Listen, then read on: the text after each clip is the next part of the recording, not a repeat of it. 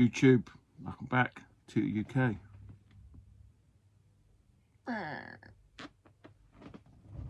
Welcome back to the channel. Welcome back to another video. Been a while. Well, it hasn't. It's gone like that. I am trying to squeeze this in between between doing events. I'm just looking at my list because I forgot. So the last one we did was London, or the last video I did was about London and Donny. And we've had two more events since then, which was Bristol and the Nottingham Video Game Expo. This Sunday, and this won't be out by then, there's no chance in hell. We're doing Sheffield for the first time. Sheffield's like a new venue. So yeah, loads going on. For those who are not for those, there's only 2 years anyway. That even noticed a little tag, like you know the fire precautions tag. It's like a little plastic tag. He used to fucking piss Woodlin off and some other chap, well maybe a couple of other people. And I had this hanging off there from before. Obviously, I take it off, but yeah, I did a little when Woodlin was moaning about it on his video. Go and check Woodlin out. He's kind of back on form. But I did a little picture. Look, Woodlin. I am terrible at art, mate. So I do forgive me. So Woodlin 37. I might put like little messages, hang little messages off there every so often in the video. Like I make videos regularly, like it's going to be a regular thing. But I'm keeping that. I'll give that to Woodlin next time I see him in about 20 years' time. Yeah, so I just thought you can see it like there. It's just annoying things. So as soon as you tell me it annoys you, it's staying. I would have probably cut it off, but it's staying now. So that's that. What else has been going on? A great deal. I haven't actually bought that much of anything. A lot of this is all historic content. And I will. I do and I will break my own rule. Modern. What a game. Again, going back to Woodlin, because he seems to be the only one that's talking about Switch 2. People I watch. Obviously, I don't consume modern YouTube video channel content in that space. But yeah, Woodlin doesn't like it. He can't get on with it. Dude, man, give it some time. You've got to...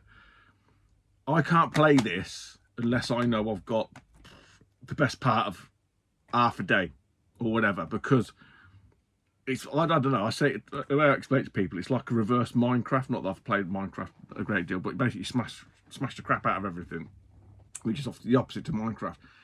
But if you've had one of them days, just to sit down, switch your brain off and just crash through everything, I just find it really therapeutic. Honestly, I do. But what I can't deal with, I don't know what it's like, my anxiety, or I don't know, something in my brain, like if I've gone through and I've done, like, dismantled a lot of the level and I'm running out of time, like bedtime or whatever, you know what I mean? Like I've got to go to bed at a certain time. Like, you know what, I'm 49 years old this year. I can do what I want. Go to bed when I want. But yeah, but when you go back into the level, you see the terrain will reset. It won't save what you smashed up, and I can't deal with that. So I have to basically do the whole level as much as I can, as much as I'm happy with it, it's complete, and then go to the next level. I don't know, I need help. But I love that. I'm loving it, honestly.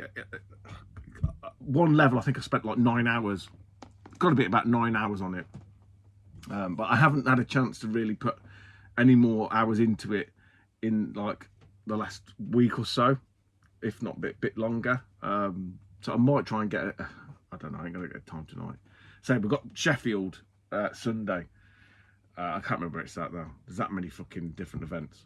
Again, probably last time I would have think was the last vid. I'm just looking at it, man. I don't even know when that was. Crikey. When was it, Stu? July. June, July, August. Yeah, 2 months. Nearest damn it. 2 months to the day. So anyway, look, I'm completely waffling and everyone's going to switch off.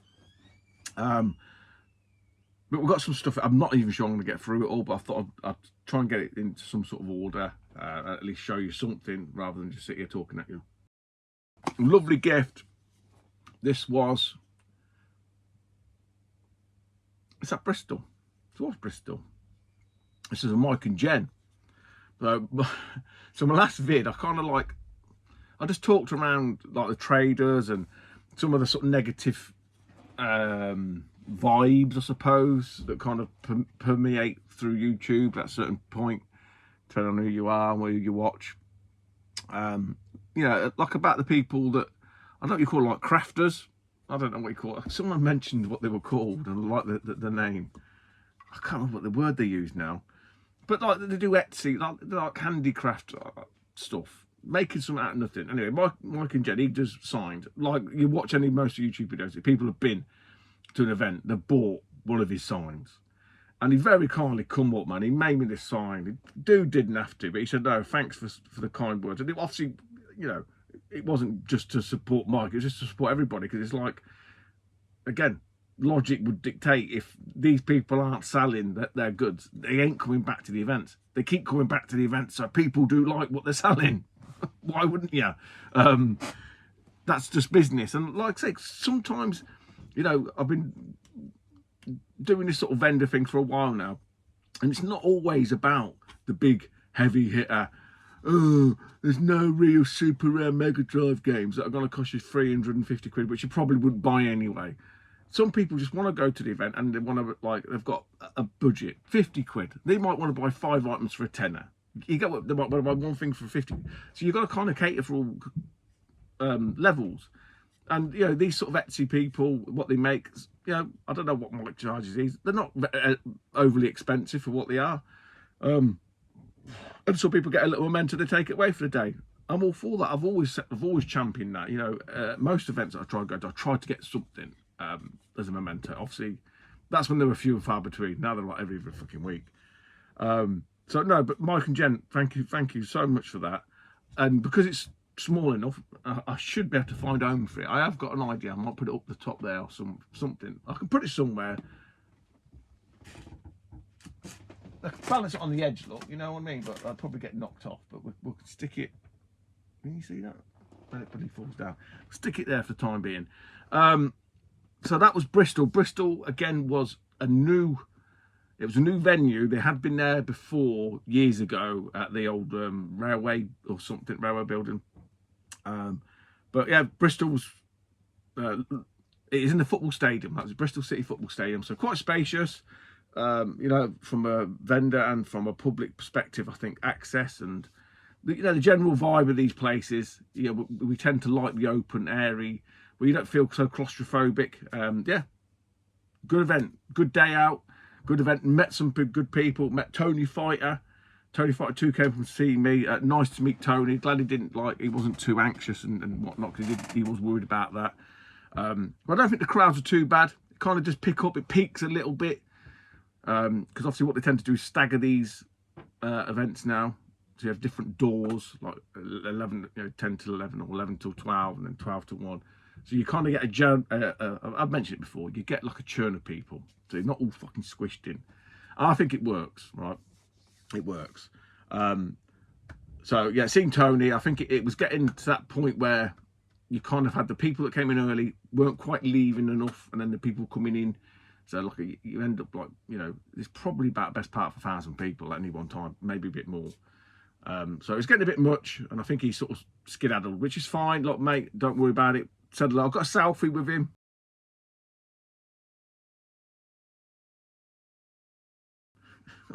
I keep forgetting to do selfies. Fucking, I don't know why, but I remember with Tony. I thought, no, I'm going to do that.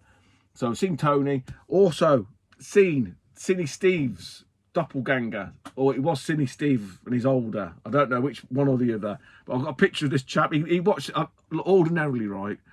I'm a gobby knobby twat generally, and I say stuff that I probably shouldn't, or just like, what are you saying that for, Steve? You're such a fucking twat.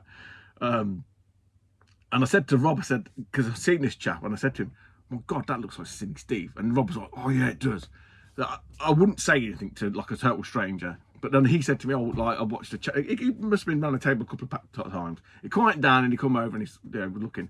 And he said, oh, I watched the channel. And I said, thanks. And that's obviously, then that's the icebreaker. Then he knows, if he watches the channel, he knows what fucking cunt I am. So that's when I said it. He didn't know who Cinny Steve was. I mean, how he doesn't know who Cinny Steve is, I don't know. Because he must have been called Cinny Steve numerous times. But I got a selfie with him.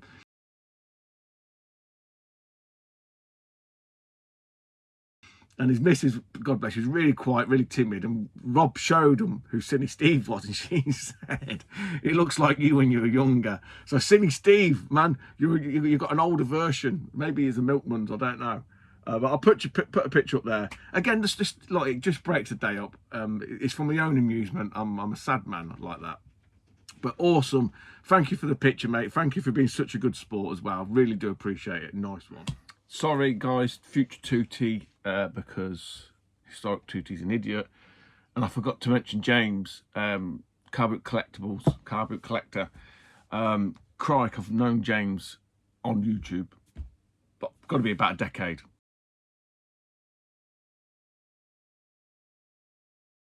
But got to be at least a decade. When I used to do the car boots, but James is predominantly like a toy collector, you know, vintage, retro, whatever you want to call it, toy collector. He obviously has got games and stuff, but never met him at all. He's right down in the southwest kind of area, so there's never really been a gaming event in that area other than Bristol, like I mentioned in the vid a couple of times before. But there's nothing regular down there. But he does all the toy events and stuff like that. Again, like links down below. He's got a YouTube channel far bigger than mine. Really knowledgeable, younger than you think, for the knowledge that he's got. But yeah, he was there with his old man installing now. It was nice to speak to his dad. Really nice guy. He was telling me, like, I'm guessing James has got the bug from his dad, because his dad collects like toy soldiers and stuff like that. So he's probably imparted a lot of knowledge onto James from that, and obviously the passion for it. But by all accounts, you know, they were quite taken aback by how busy the gaming markets are, because I think James does do the toy events, markets, whatever. I don't know what I think they call them markets, don't they? Because there are a couple down there in and around that area in the southwest. But yeah, real pleasure to meet James. A lot taller than I remember. He hadn't been on camera for a while, and I said that to him. I said, like, because he used to be on camera. I mean, because again, to be fair to him, his channel is kind of like evolved, but it is a reflection of him. So he used to do, again, going back a long time, I think they're still on there, because I said this to him. I said, I remember you used to do your like McDonald's and KFC reviews. You know, he used to bring different burgers out and stuff like that. Him and his mates used to review these burgers and stuff like that. It's quite funny to watch. And I like it when people do stuff like that, because that just says to me they don't take themselves too seriously. You know, YouTube is my job, and this is you know, my brand and all that. No, he's just a guy who collects toys, is into toys, wants to meet like-minded people, laughing and giggling. It's like a history of him sort of growing up, I suppose, for want of a better word. But yeah, absolute pleasure to meet you and your old man, mate. And again, look, I'm really sorry. I completely just blew past my mind, because I was just thinking video game stuff, and then it just suddenly fucking dawned on me. Damn it. So anyway, back to idiot here. But yeah, like I say, overall Bristol, good crowd, some Welsh people in there in the mix, like I say, Tony Fighter and whatnot, but not as much as I thought you know, that would be there. We then went and did the Nottingham's Video Game Expo. So this is an expo, it's not a market. I've done a couple of expos before, and they tend to be very hit and miss. You've got to manage your expectations. And it's hard to go from like the sort of cut and thrust of a market to an expo where it's, and I said this to the organisers, you know, and a few of the lads that turned up to stall out, I said, people, there's 50-50. People don't come to an expo thinking they're going to spend money. They come to an expo to think they're going to have a day out, they're going to play some games, and they might spend a couple of quid. Back to what I said before, 40 quid budget, 30 quid budget, whatever. They're not there. Their mindset isn't to spend, like, you know, not they've got money to burn, but you know, I want to buy this, I want to buy that. That's not what they come for. So you have this, like, it's a very subdued selling perspective. But I tell you what, hands down to Amy and Alex, they did a fucking sterling job. It was back at the Nottingham Harry Haddon Sports Centre. It's basically where replay events do their Nottingham market. For a sports sort of hall in the school, it's fucking brilliant. It really is. Lovely space, like I say, nice and airy, plenty of room. Alex and Amy really looked after us, worked with us, you know, just in terms of like layout and where we could go and what we could do and that. And I think it worked. It worked for both people. You know, we didn't have it wasn't gangbusters for Rob and myself, but we had a good we had a good weekend. I said the ones that I'd done previously with them, they'd been in that like hotel thing. And I know a few of the lads were a bit disappointed there was no bar, which is probably the only thing I said to him was, and he said, "Oh no." That's the only thing that's probably missing from it.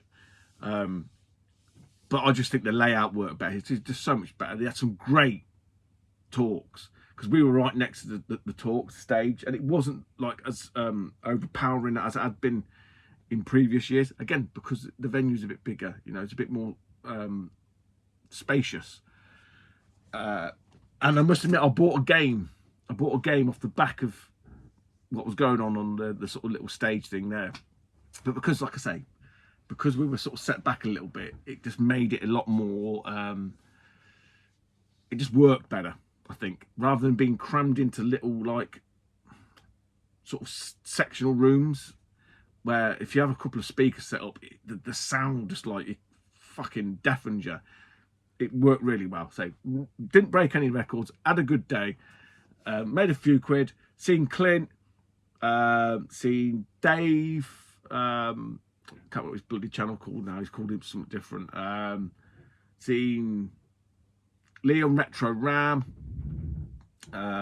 We see Scott Marathon Gamer. Bless Scott, man. Oh, dude, he come all the way up from like the arse end of Essex or wherever it is, Landan or whatever. Because that's their usual thing. Him, Goldtooth, what's her name, Tess, Rob, not Gamer. I forgot about Rob at Doncaster. I've seen Rob at Doncaster as well. Rob was at this one as well because that's usually their little haunt. They meet up. Mate, good to see out and about. Rob has had some like major back surgery. So I'd seen like Doncaster, he was a little bit ginger. He was there with his old man, like bit like you could sort of see. But then he was a little bit more better when I seen him at the Nottingham one. So that's really good to see. Yeah, so Rob was there, but like that's usually their little group, and poor old Scott was there on his fucking top, and I think he was going to stay over, but I think he got fortunate and the hotel or whatever cancelled on him, so it weren't too bad. He got a few bits. I've seen his video. He got a few nice bits for the game gear. So yeah, just a bit of a shame when it works out like that, isn't it? Overall, like I say, there ain't many sort of expo type events that take place now. Replay are kind of like lent more towards the markets. Blackpool's the only one that they really do, and I go to that for a break essentially. So yeah, the Nottingham one, I think they're doing a Bristol one as well. So if you have got you spare a weekend, definitely worth a look. I'll put the links down below anyway. I say from the sort of I don't know what you call it, attractions, is that the word? I don't know what they have there, the stuff going on. I mean, they even had the Red Bull people turn up, and they were giving you free Red Bulls. I mean, I don't drink the shit, but Rob was necking it. So with a few other people. So yeah, massive thumbs up, superb. Check them out. Right, I think that's all the sort of waffle. Not that makes any difference to me, a waffle anyway. Let's show some games. What have we got? So I've got a couple of bundle bits. Got some CX stuff here. From a bundle, can't remember now, but James Retro Input Gamer, because he kept banging on about this game, and it is like a standout arcade racer. It's not worth a great deal. It's probably why I kept it. I don't really collect many of these. 3DS game, Ridge Racer 3D. You know what I thought? I've got it, I can't remember, I got it maybe from a charity shop or something. I thought I'm going to keep that one. Whether it'll stay forever and ever, I don't know. Because I don't even, have I got an English 3DS? Oh, I have, I've got the Zelda one, Majora's Mask. But yeah, I've got the, yeah, anyway. So, we kept that. Right, whether, like I say, whether it'll stay or not. Because the DS, 3DS collection is quite sort of small, and I want to keep it that way. I want to go mental. I know what you're saying. Oh, you're saying that about everything, Stu, and then you're having it with a full set. No, we're not doing that. We're not doing that. Again, a few little addendums. Whether I'll keep these or not, I don't know. Come in a job lot. This one I'll probably definitely keep. An OG Small Soldiers. What a great film that was. Underrated. I do like that bit of stop motion. And then I see this one. Something tells me it's James Bond. World Is Not Enough. I mean, Rob, ask Rob about James Bond. I'm sure it's The World Is Not Enough on the PS1. I think it's about like 12 million copies of it. The driving game. Is it the driving one? Is it The World Is Not Enough? I can't remember now. He's got loads of them anyway. But was it Pete Snestastic was talking about this one, where it's a kind of different game. I can't remember if it's this one, but I thought, you know, again, it was in the bundle. Don't know me, and I thought I'll keep that one. Whether I'll chuck it into the IPS Game Boy at some point, who knows? You don't really care. Let's truth be told. It may be mid. I can't remember. I'm sure it's Pete, because Pete likes James Bond. And off of CEX, and again, just like most of my recent vids, I go on these like kicks. And at the minute, it's Sega Game Gear. Game Gear's always been in the background, just not actively pursued it. And I don't know, just felt like doing it. Bit of influence from Scott, Marathon Game, as I said before, I'm not going to lie. It does sort of like reignite, refire those. Oh yeah, you know what? And they're not cheap, right? But they're not overly expensive. There are some that are like most things, but they are accessible. And they're quite overlooked, which at the minute. So not every man and his dog's digging into the Game Gear stash other than me and Scott, I think. Could be wrong. Anyway, a few off of from CEX. Again, these are kind of like mid-tier games, like 20 odd quid, something like that. Maybe one, yeah, about 20, 30 odd quid, give or take. VR Troopers, again, I need a case for that. Oh, Scott did give me a case. He gave me a Game Gear case. I've already recased one down there. I've got to get into my drawer where all my Game Gear games are. Put these away and make some space. Trying to chip away at these actually, which is the Codemasters one. This is Cosmic Spackhead, like a point and click adventure. I think. Actually, I don't know what VR Troopers is like. It's a spin-off of Power Rangers, isn't it? Is it Saban? I don't know. It's either going to be a one-on-one beat 'em up or it's going to be a side scroller. I guess. Who knows? This one. Did I get this? It must have been CEX. I don't remember buying this from a show. Chuck Rock 2. Surprisingly, a little bit expensive. I say expensive, about 15 quid. It's not massively expensive.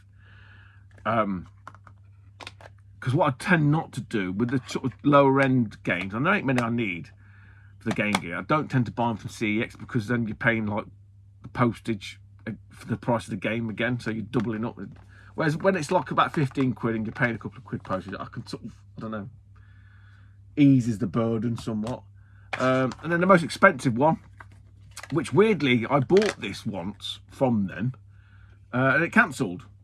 And I can only surmise it was probably like a ripped label or something, or damaged cart, because that tends to be why CX will like cancel an order, even though when you check it, that game's still in stock in that same store. But anyway, another one must have come in stock in great condition.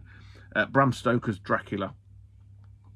Now I do believe this is like, it's not Castlevania, but it is a side-scrolling action run and gun slash 'em up platformer type game. Good movie. Although, yeah, I would probably say it's not really a horror movie, because if it was a horror movie, I wouldn't have watched it. It's got, I always forget his bloody name in it. The English actor. It's gone out of my head. Everyone's shouting at the screen who it is. But he was in a great TV show, Apple TV. And I think they might be doing the last series called Slow Horses. I always forget his name. I don't know why. Anyway, completely off top. 22 minutes. Fucking hell. Right. Sticking with little bundles and stuff I've just kept. Bought a load of memory cards. And you know what? These are in there. And I thought, I'm just going to keep them. Because they're boxed. Got no need for them. They were probably like, they're all third party. And you can see at some point, these were just clearance bin fodder. Joytech, sort of transparent memory card for the N64. A grey N64 one. Femia. I don't know what this one is. Oh, Logic 3 and an Alex 4. £2. Buy two, get one free at Gamester. This hasn't even been opened. It's still like sellotape sealed, so yeah. Not really like anything to shout about, but again, I said to you guys before, if I'm buying like a bundle thing, I don't know why, I just feel like I have to, or I prefer it if I can keep a little something out of it. Oh, that reminds me. And we're back. I'm not going to tell you what happened. Suffice to say, you know when you say you're back and you pause it and you don't re-record it? Yeah, that kind of happened. But it didn't happen officially. Anyway, when I grabbed this, I'm going to talk about this again because I've already talked about it. It's a bundle I saw, and I bought it basically for this. For those that don't know, it is the Hori Master System controller. Now, I think that this is the only that I've ever seen sort of third-party controller for the Master System. I don't recall any of them. I don't recall seeing any other one other than this. I could be wrong, and I'll be more than happy to be proven wrong if you know any different. I have got one of these already. I think mine's got a janky cable. So this has got, I think, one button missing there. So I'm in my head, I'm thinking I can make one good controller out of it. Possibly. I mean, there's no reason why this wouldn't work other than the little slider. You could probably do something with it. But anyway, that's not the point. And by all accounts, it actually is a really good controller. So the one I've got has got a janky cable, and I can't remember if there's a break in it or not. I can't recall. It kind of went in the drawer for like a future project. So I seen this bundle, it had this in it, and I'm like, I'm in. I'll have it just for this, if nothing else. And then the rest of it, I'll find home for, and it'll pay for itself, and everything's good. That's where I got to. So anyway, Ollie 8-Bit Boy UK, maybe Stu, Ninja Bear, who were back in the day. Let me know if you know if there's another third-party controller. If you let me know, then I'll let you guys know as well that they've let me know to let you know. But yeah, it's weird because with the whole 8-bit console era, you know, with the NES and stuff like that, there was loads of third-party people jumping on board, but they just kind of like didn't want to know about the Master System. Maybe that was only outside of Japan. I say, happy to be proven wrong, and let me know if there is anything, and I'll happily hunt it down, or try to. When I say other controllers, I don't mean stuff like, oh, you can use a quick shot. I know about the sort of the Atari joystick. I'm not on about that. I'm on about ones that were for the Master System. You know, not like you can plug an Amiga or Commodore stick into it. It'll be fine. I'm not on about that. Anyway, back again. Right. So an Atari game.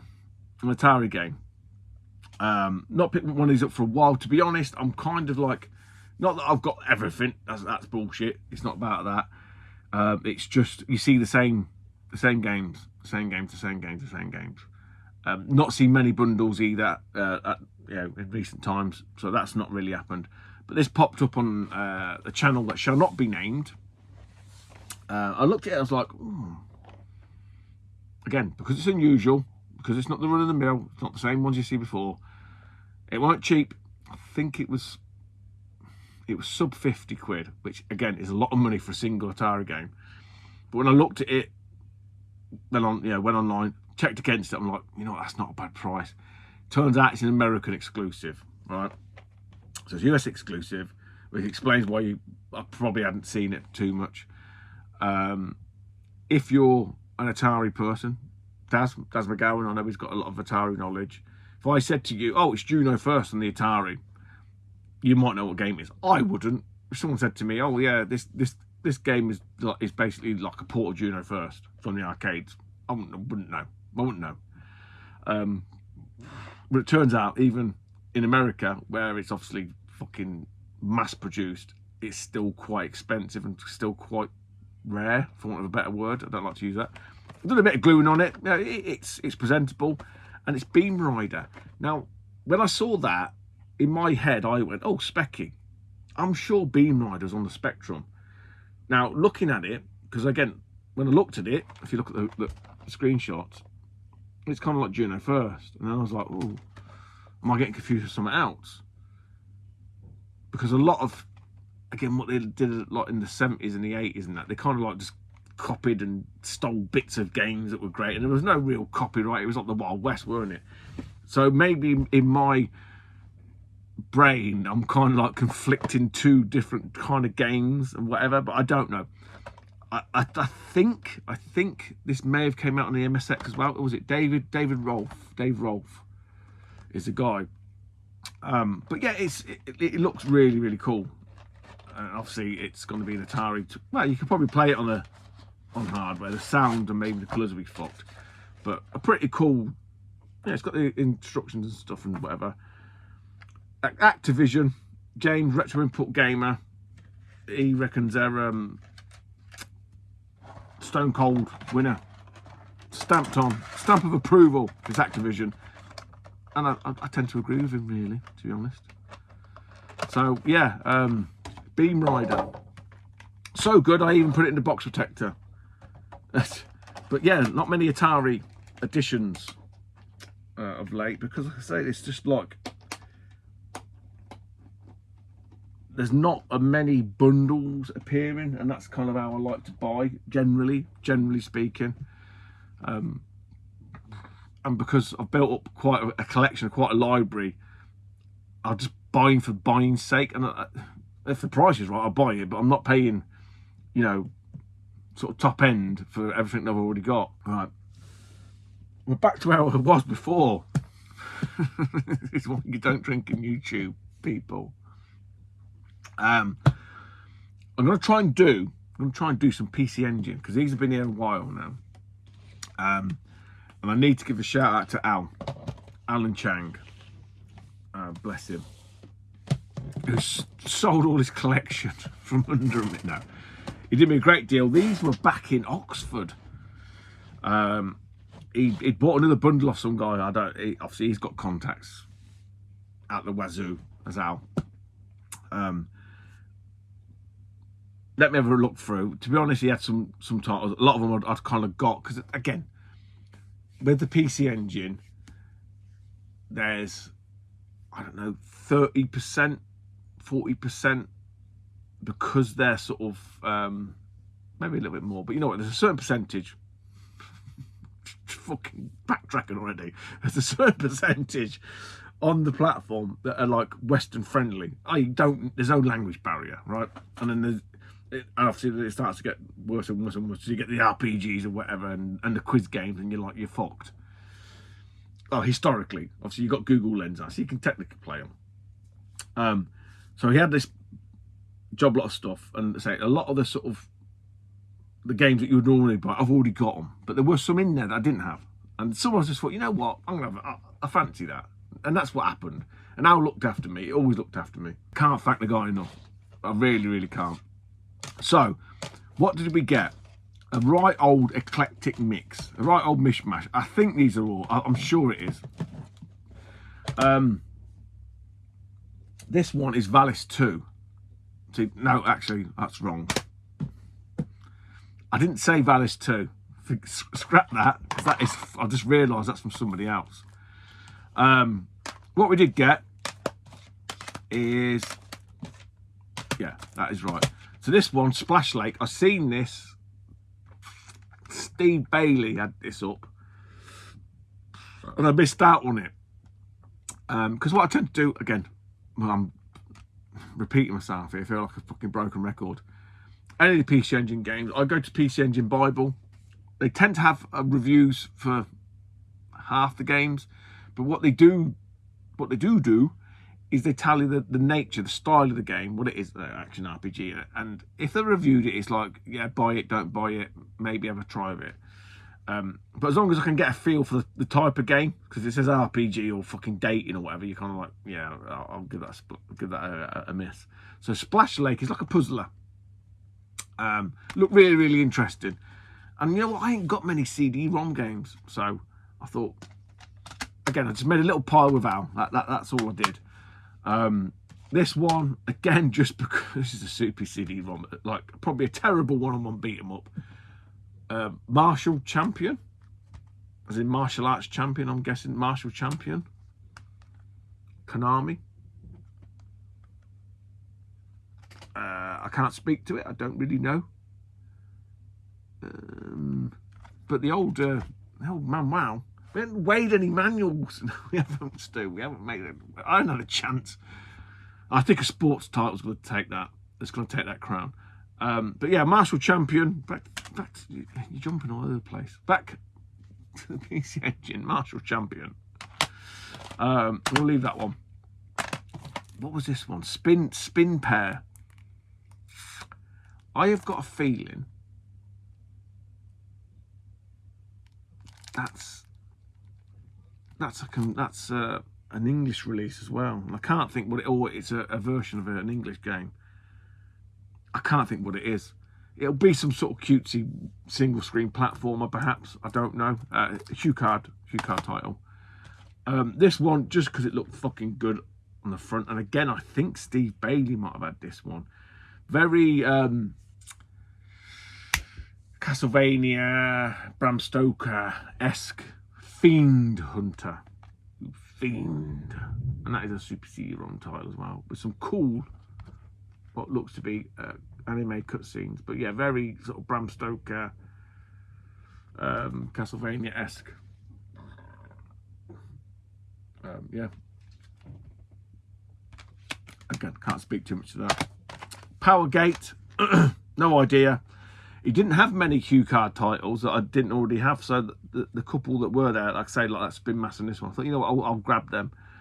Probably a terrible, I don't know, I'm going by the front cover like we used to do when we were kids, either an Afterburner or a Thunderblade port type game, poor sprite scaler. I don't know, I might get lucky and it might be a real crap horizontal Amiga style shooter, because there are some of them on the PC Engine. They've got them sort of Amiga Amos style graphics, really basic. Who knows? This one, do you know what? I don't even know why, but because it looked badass. It looked badass. The cover looked badass. It's probably I think it's an RPG. Last Armageddon. It's probably some RTS fucking game, but I mean, look, even for the front cover alone, I'm sold. There's nothing in here that gives any other indication. I don't know, let's have a look at the manual. Brain Grey. Well, if that doesn't sum me up, I don't know what else does. Brain Grey, yeah. Yeah, it's an RPG. Yeah, look. But Al looked after me. Yeah, it looks like, oh, do you know what? Yeah, it is.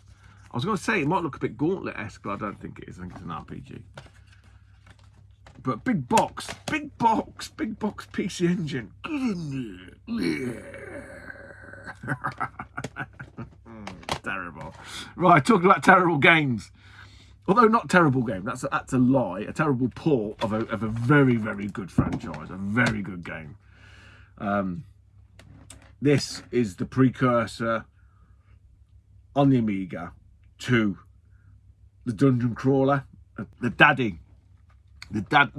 genre-defining dungeon crawler. In my eyes, I might be wrong, and someone go, actually, Stu, no, predated Dungeon Master. But I know Dungeon Master, and then the Eye of the Beholder games took this mantle, took this style and ran with it and improved upon it. But yeah, Dungeon Master and Chaos Strikes Back. This is the PC Engine version of Dungeon Master, Theron's Quest. It's completely unplayable. When I picked it up, I went, "You do know what it is, don't you?" I said, "Yeah, look, I ain't going to play it, mate. It's just because it's Dungeon Master. I used to play Dungeon Master on the Amiga with John." So it just hold just a little bit of sentimental value, but not the PC Engine version, if that makes sense. I can't speak to how good a port the PC Engine version of Dungeon Master is. I don't know. But yeah, just to have it. It's just to have it. And then the pick of the bunch from Al. And well worth the entrance fee. And I forgot what it's called. Dinosaur egg. I reckon it's called. I think it's called dinosaur egg. Dinosaur egg, maybe. Hue card. But I saw this one. I thought, yeah, I'm having that because I don't have it. And it is a well-regarded game. Cutesy side-scrolling platformer where you control. I think you ride. You know what? I think you ride on the back of a dinosaur and you fire eggs. Maybe. But yeah, in wonderful condition. So those are the PC Engine titles from Al. Always a pleasure speaking to Al and dealing with Al. And I hope everything's gone well for you, mate, because I know you were getting married and stuff. God knows why. You must be fucking mad. But hey, each to their own. We're going to leave them ones because you know about Valis anyway. What I'm going to show you is probably a really good buy, man. No, it was a really good buy. It is a really good buy from eBay. This game must have gone through, like, you know when people relist stuff, cycle, revolution, I don't know what they call it. There must be some eBay sort of term for it, revolution cycle. Four times and no one bought it. And I said to the guy, oh, what's your best? And he must have relisted it and then changed this thing, like to maybe like offers or something. I can't remember. It was basically the point where it was just bids, and I don't like doing bids because I just can't be arsed. I just want to buy stuff, especially on eBay. That sense. And he must have, when he relisted the final time, he must have put like a buy it now price or something like that or whatever. And I said to him, what's your best price on it? He goes, oh, the price it's at. So I basically snapped it up, and it's about 40 quid. I think it's about 40 quid. I think it started up, like way up. And it's one Paku Graffiti. Now, and it come in this box protector. It's kind of like really got me looking at these Namco titles, and I've got to resist. I've really got to resist. Got to show some fucking restraint. I got a copy of this off Danester. Remember that guy? Danester. A loose cart. So actually, that reminds me, I've got to dig that out. I can move that on at one of the markets. But this is a great NES game, really is. And yes, I have played it. It's basically like an SD super deformed Splathouse. Now, it is all complete. These are great. They really are. They're so fucking cool. I think why this didn't sell when he was listing it, because it was, I think it's to do with the manual, because the way he's bagged, I haven't done any of this, this is all as it came, but the way he photographed it, I don't know if you can see, you know, if I hold it like at a certain light, it looks like it's wrinkled, like water damaged, and that's how he had it. So it looked like it had been water damaged.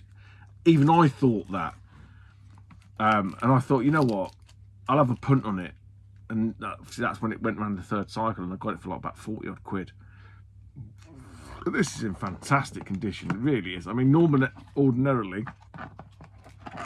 with a lot of Famicom titles, it is starting to happen. You get the edge peel. We'll get a bit of the old prick of the stick on that and stick it down. But yeah, it's got me sort of looking at these Namco Famicom titles in these little boxes. Dangerous times for Tootie. Space, is that a premium? Oh, we are 19 minutes. Oh, fuck it. I'm in the flow now, you see. Should we do some Nintendo? Let's do some Nintendo, because we've gone to the Famicom. Right, again, in the job lot. I have no reason to keep this game at all whatsoever, but it is in such good condition. And I was like, is this a thing? Because I don't recall seeing it. Again, it's American. I know sometimes these American carts can. I don't know why I'm opening it up for. It's Super Star Wars, but it's like their Player's Choice version. And something in the back of my head, so I haven't looked at this, honestly, I got this like a couple of days back. But something in the back of my head said that some of these ones, they didn't actually sell that well, even though they sold 1 million or over 1 million.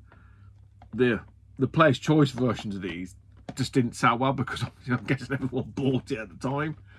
And obviously being the first one, Super Star Wars, kind of makes sense.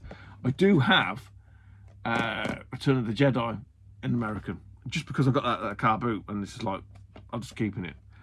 Similar with this, bought it in a bundle, and I'm like, I'm just keeping it. There are a few more that I still need to do some work on from a SNES bundle that I got, that I'm just keeping, because I haven't got them, basically. But this one I have got, because I've got all the... So, us in the UK, just to bore you even more, there's 2 versions of Star Wars. There's the JVC original releases, and there's THQ re-releases. The JVC ones are kind of like, from a, I don't know, a snobby perspective collective, like more sought after, more valuable, not valuable, but more like held in higher esteem. Same game, different box, different car. It just says THQ, one says JVC. So I've got the whole trilogy, but I'm just keeping it because I can, because I'm stupid. That's what it boils down to. More. You want more? I'll fucking give you more. Right. Sticking with Super Nintendo, because why not? It is the best console ever made. Hands down, bar none. Let's be honest. If you disagree, you're wrong. And you know you're wrong. In your heart of hearts.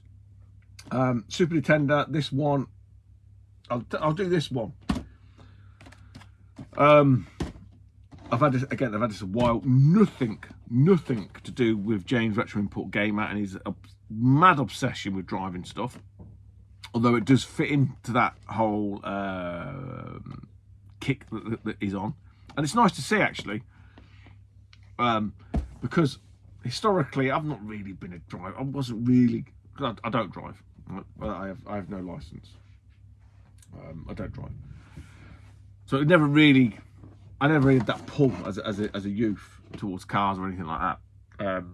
But obviously, arcade video gaming is a different kettle of fish, isn't it, altogether? And obviously, I've been around since the dawn of time.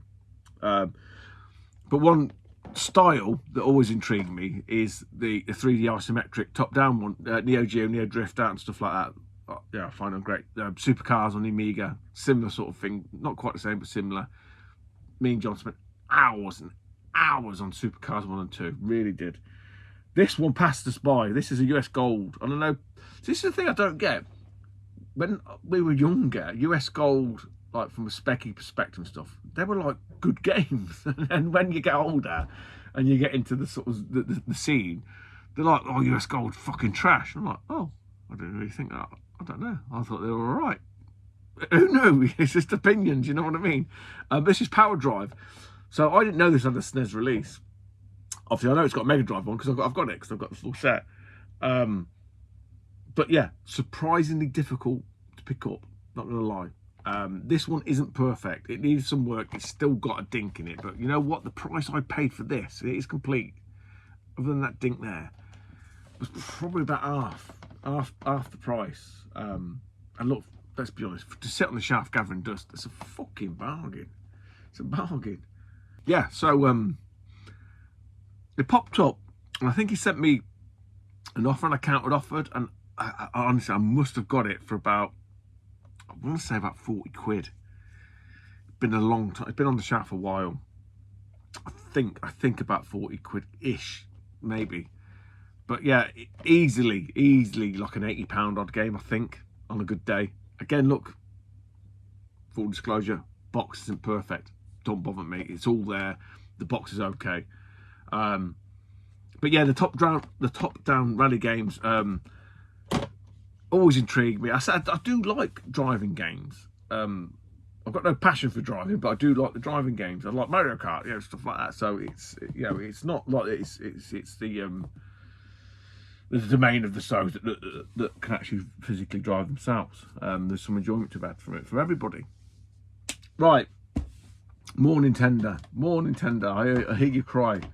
This one again's been on the shelf for a while. Again, I don't really know why. I do know why, because it's what people pay for it. I was going to say I don't really know why it commands the price it does. You know, sometimes you look at games, you're like, why is that like 150 quid? And there's some games that you can sort of understand the value, and you can appreciate it. Like, yeah, you know what? It is a good game. It kind of like, I'm not saying it's not a good game, but I just don't understand why this one is worth like 130 odd quid. I didn't pay that. I actually got a really good, again, I got a really good deal on it. The box wasn't great. And the seller, he had a few games listed. And he was kind of one of them people that was honest, like, oh, the box isn't great, and it kind of devalued it, which is kind of the right thing to do. But when I look at stuff like that, I'm like, well, I can actually fix that. I can sort of bring that up another couple of notches. And it's Bomberman 3. Now, why I sort of said I don't understand why it's 130 quid, because Bomberman 2 and 1 and 2 that are equally as good games are nowhere near this. So I don't really understand. Someone can educate me why this has got that sort of cult value to it. I don't really know. Is there something I'm missing, something I'm not aware of? Does it do anything really drastically different? I don't know. But it's Super Bomberman 3. Again, it's got a little dink, and the edges, you know, they're all there. It's like, it's not terrible, but it just needed a bit of work doing to it, and it's come up all right. It's complete. It's got everything it needs in there. So yeah, I was a little bit like, I think I paid about 70 quid for it. I think it's about 75 quid, which, if you know, like I say, if you know this game, it's an absolute fucking bargain. And I was like, all right, I'm having that. So yeah, Super Bomberman 3. I have nowhere to put these games. Absolutely nowhere to put the games. I tell you what, I had a right fucking mare. Go complete off tangent here. No one's going to watch this anyway. My lights all went out. They just like, they flickered. They went boom. And I've kind of had them flicker before. So I've got all these little spotlights. And when I first had the room done, I had a dimmer put on there, because I thought, yeah, I can dim it down a little bit, you know, because I don't want it all blaring and like, but I never really used it. It all just stayed on. You just press the button and that's it. And then I was like, oh, for fuck's sake. So I'd get up, turn them off, give it a minute, turn it back on again. Nothing. Turn it off, turn it back on again. Nothing. I'm like, oh, shit. And my room hasn't got any windows. Like, there's no natural light in here at all. That's the way I wanted it. So it's fucking dark. if you don't have the door open. It's dark if you still have the door open, but it's fucking pitch black. So I'm like, fuck. And I'm working. This is early today. I'm working. I'm like, fucking hell. And I've got to sort stuff out for Sheffield for the event. I'm like, fucking bollocks. So I was like, okay, what do? Maybe a bulb's gone. So the lights were coming on and then going off. Boop, boop, boop, boop, boop. So I had to stare at each set of lights. Fucking bastard blinded me, right? Like, they're all coming on. So bulb's not blown. Because, you know, sometimes when a bulb trips out, it trips the switch. So now getting behind here, where the fuse box is, nothing's tripped. Check upstairs, because this is an extension. So it's got its own sort of fuse box, its own ring. No, it's all working. So it's got to be isolated to here. So I'm like, fuck, right. The bulbs I've got in here now, these are like one of the highest luminating you can get, but they're natural white light, which I like. But they're not dimmable. But I never dimmed the switch. Because obviously they won't. I did read up on it. They said you can do it, but they won't last. But I never dimmed them. So I'm like, okay, fuck it, bollocks. Maybe they're burnt out. So I go in the cupboard. I get all the previous bulbs that I've got. I take all these dimmable ones out.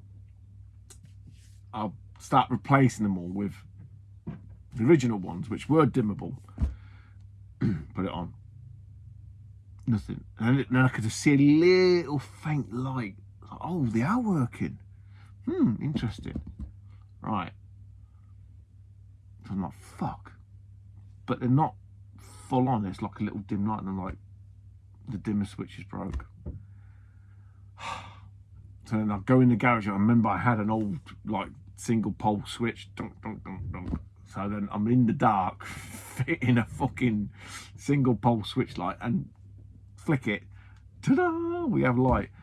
So I then swap back over my dimmable lights, which aren't as bright as these ones, back for the, oh my God. So the long story short is, I've gone through like 2 lots of swapping light bulbs out, and one was actually blown. So in the corner there, you can't see it. I've actually had to put a normal warm light, and it looks fucking awful. It looks horrible. One that was in here originally, compared to these like natural bright white lights. So yeah, that's it. I just thought I'd just share that with you because clearly you're not fucking interested. Anyway, video games. Enough of my worldly first world problems. First world problems stuff. Right, Nintendo. Sticking with bargains. And I know I keep saying, this is a bargain, this is a bargain. Honestly, I wouldn't not fucking lie to you. I'm not that kind of guy. I'm not that kind of YouTuber. I have called and found out loads of people that Billy bullshitted about, oh, I got this for fucking a £5, and you go and check on eBay. It's like, no, you didn't, dude. You really didn't. You know you didn't. What are you lying for? I don't do that. I see no value in that. I know there's this cult of finding a bargain and having it to be a bargain, and you know, whatever. I've always just told you the truth. It may just be that I end up, I've found some bargains. Look, I don't find them fucking every day. It's like I just go outside the front door and trip over a box at Super Famicom. It didn't work that way. But equally, this has been up there for a while. It's not perfect. Again, like Bomberman 3, it's not perfect. It needed some work. The seller was selling it in reflection of that. Fair play to them. Me, I look at it, I go, you know what, I can work with that. I can probably bring that up again another 2 or 3, if you want, out of a 10 scale, another 2 or 3 points. It's all complete. I'm in. I love it. I can't say how much I paid for this. Again, I think it was probably around the same price, like 75 quid, give or take. I've got to remember, guys, right? This ain't me getting me cock out and waving around saying, oh yeah, I'm spending 75 quid. This is over like since last year. Like these games have been here for a long, long time. This ain't like just some sort of like fucking porn splurge that's gone on. But for the price I paid, again, I'm not going to bang on about it. Super Double Dragon. Terrible. No, that's the wrong word. I'm saying terrible game. Terrible compared to its forefathers. But to be fair, this is a better game than the Rosetta Stone. Still not great, but better. I do believe, let me get this right. I think, I can't know which way around it is now. I've had a couple of beers. It's either the Famicom version, the Super Famicom version, the Japanese version of this is easier and better, or this is easier and better. I can't remember. I've got a feeling it's the Japanese version that's more accessible. This one, they kind of went too far with it. I can't remember. It's one way or the other. But yeah, not a terrible game. Not a patch on Double Dragon 1 and 2. That was always my takeaway from this. Again, it's complete. Not perfect. It's not a minter. It's not going to win any beauty awards. But I am not bothered about that equally, because, like I've always said, historically, a bit of sharpware, a bit of dink, a bit of whatever, a bit of patina, says to me it's not fake. Not that fakes are rife everywhere. There was a fucking spell, weren't there, long back. Every moronic YouTuber, does anyone know if this is real, fake? This looks, no, it's not, man. Just behave like, oh, I've got Sonic 1 on the Mega Drive, is it fake? Dude, no one's gonna fucking fake Sonic 1. Behave yourself. Not fucking. Right. My eyesight's failing me. Again, not a great condition game. No, Stu. No. Sorry.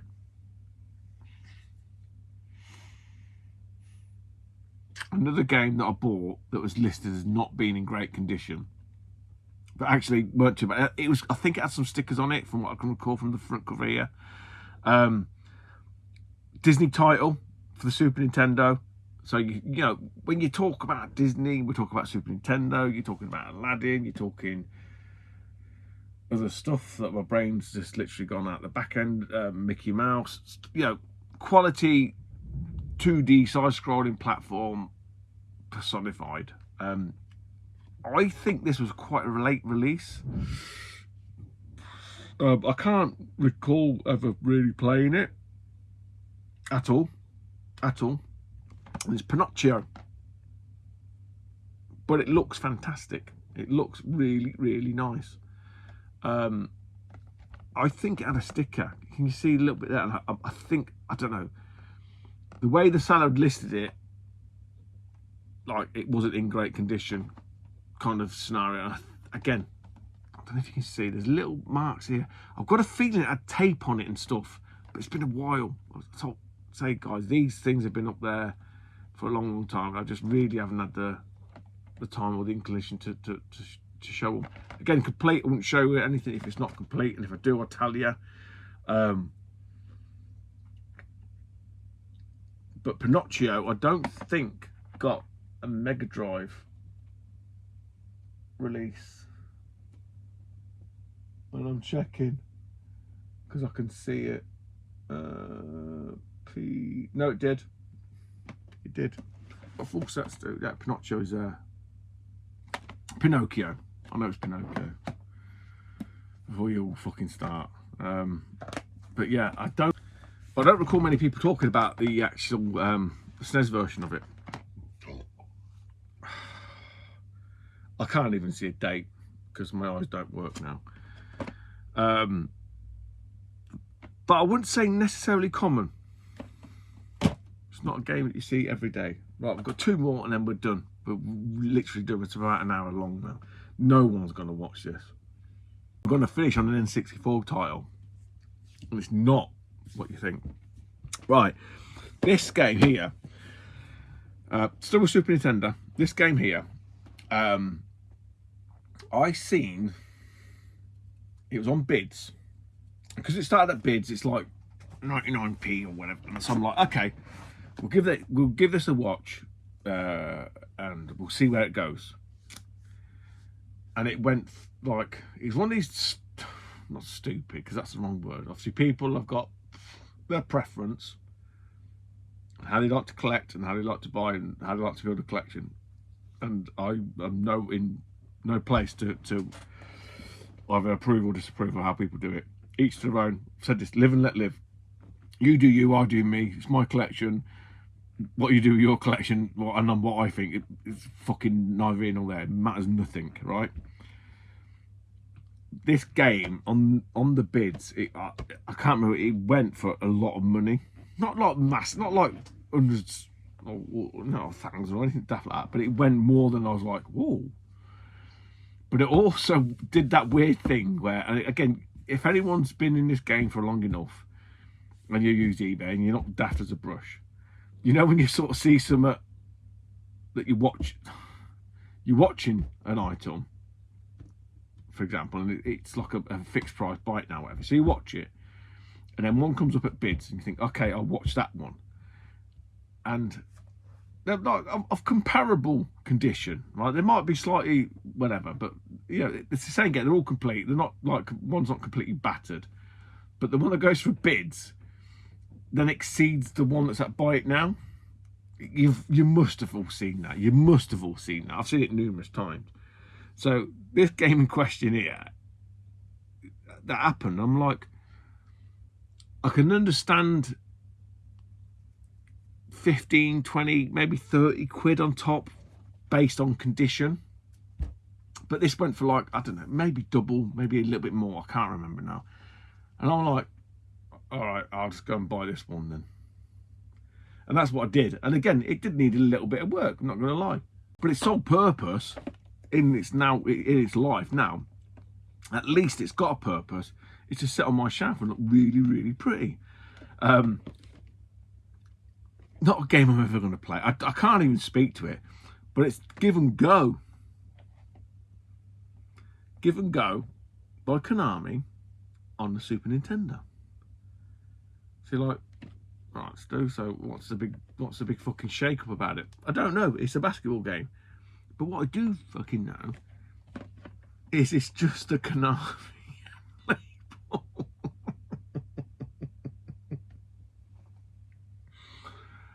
Oh, you know, you've got the silver labels. We're going beyond that now. We're just going for Konami labels, and I think that's where this falls into. I really do, because I'm not kidding you. They look fucking good. They look good on the shelf, and you got them all lined up, and it's like the Konami. But I didn't pay. I didn't pay the top fucking stupid whack. It needed a bit of work. It's not perfect. It's not a you know, it's not a prom queen. Doesn't need to be. Not a carnival queen. It is probably very much reflective of the type of game it is. That maybe back in there, I don't know. Was it like Konami's answer to NBA Jam? I don't really know. It looks sort of 3DS Mode 7. Not really my thing. I'll be brutally honest, but it's there nonetheless. And then lastly but not leastly, N64. We are closing in on the full PAL completing box set. If anyone's watched this far along, but this isn't full, this isn't part of that. This is part of this is a Japanese N64 title. How can I put it? Realistically, from a Japanese exclusive library set that Western people would want to own, should own. How are we gonna look at it? What is it, like one? I'm looking over there. There's not many. Four maybe, 3 or 4. This is one of them. This is probably the most expensive one. A guy had this on one of the groups, Facebook groups, and it was like not ridiculously cheap, but it was like really cheap. Like, okay, so I bought it.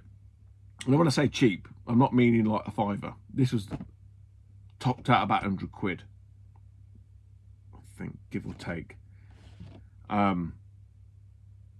Absolute Billy Bug. I've been watching this for the, no, sorry, it's 150. It was about half the price,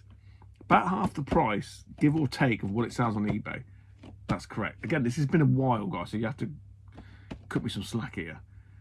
And I'm like, yeah, I'll take that. I get it. I think so. Ugh, getting out of brain now. But anyway, turned up, and it's Bang.io. Right. So those that know, one of the very few shooters on the N64. Treasure. So sought after, well regarded, highly regarded, and say not many shooters on the N64 at all. It falls, like I say, it falls into the category of, I think, 4, maybe topping out at 5 games from a Japanese exclusive that Western people could probably consume and enjoy. Sin and Punishment. Oh God, there's a couple of others and I forgot them now. But this is probably the most expensive one, Bang.io. So it's always been on my radar. Right? Always been on my radar. And it come through, and I was like, when I first saw it, I was like, yeah, great. And I started looking closely at it, and I'm like, something ain't right here. You can't see it now because I've took it all off, but essentially there was tape that ran the thickness across here, enveloped the lid, so it'd been taped over and then taped down here, and then taped across here, and then taped across the bottom, and then the last bit you can just see where I've had to take the tape off. There's this weird barcode, but this is one of them like security code things, and you ain't taking it off without ruining it. So I'm like, I'll just stop there. But I messaged the guy and I sort of said, you didn't mention about the sellotape. And he was very coy to say the least. So I ain't got a problem with it, but it would have been nice for him to sort of say, look, because I'm guessing that's why the price was the price, because it was covered in tape, but it was clear tape. And he was like, oh, it was in the photos. I'm like, dude, man, come on. Because the way, if you ever see anything that's in sellotape, if you cover it flat, unless you can see an edge, you don't know it's sellotape. And that's kind of how it was. I say, it's neither here nor there, because I managed to get it all off. And the price was reflective of it having sellotape, but he didn't sell it as having sellotape. Does that make sense? So it come across like it was an absolute fucking steal.